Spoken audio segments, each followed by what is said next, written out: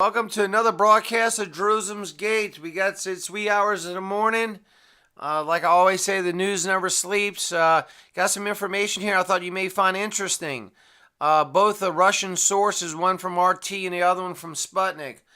Coming out of RT, title reads, "Faced with Russians and Iranians 24/7, Israel calls for U.S. to be more active in Syria." And as you can see, the modern U.S. equipment there. Let's read some of the article. The Israeli defense minister has urged Washington to engage more in Syria, where President Bashar Assad is winning. The official has asked for an increased U.S. involvement, saying Israel is struggling to deal with the Russians, Iranians, and also the Turks and Hezbollah. Quote, "We hope that the United States will be more active in the Syrian arena and in the Middle East in general."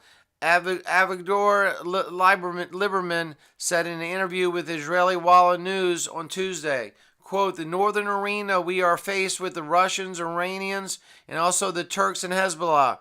The public does not know everything, and it's a good thing, but it's an investment and an effort 24 hours a day." The ministry went on to express his apparent. The minister went on to express his apparently grave concerns that, quote, "In spite of everything, Assad is winning the battle." He also called the situation in Syria one of the greatest absurdities. So Israel is surrounded by the Russians, the Iranians, Hezbollah, Turkey, and they're calling out for the U.S. for more involvement in Syria. Whether that will come, I don't know. I really don't know. It's so unpredictable these days how things are going to go. Another article, this one coming out of Sputnik. Some rhetoric is starting to surface again with North Korea. Title reads, "Japan threatens sanctions. North Korea threatens nuclear annihilation." Let's read a little of the substance here. Let's see here.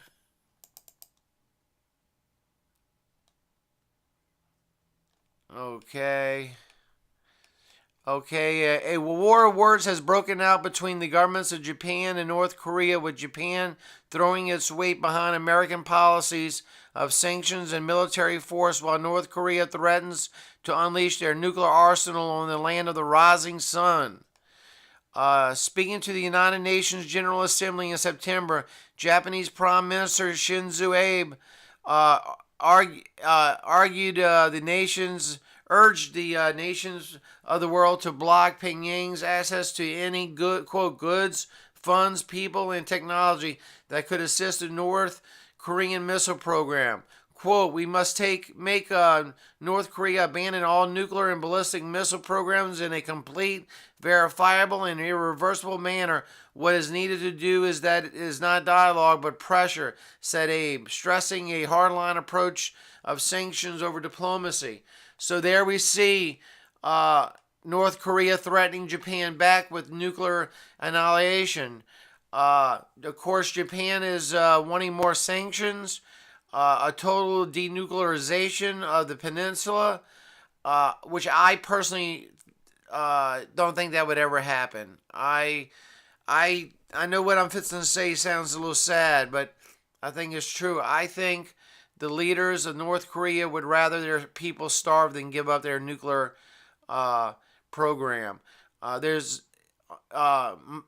With the exception of war, nothing's going to stop Kim from maintaining his weapons and increasing his weapons of mass destruction. Nothing's going to stop him but direct conflict. I hate to say that. I'm not a warmonger by any stretch of the imagination, but that's just the cold hard facts. Just wanted to get these two news articles out to you. I pray God that everything's okay. I took a couple days off. I wasn't feeling good, but I'm back in the swing of thing. And we getting this out to you. Thought you may find it interesting. God bless you and God bless your family. Amen.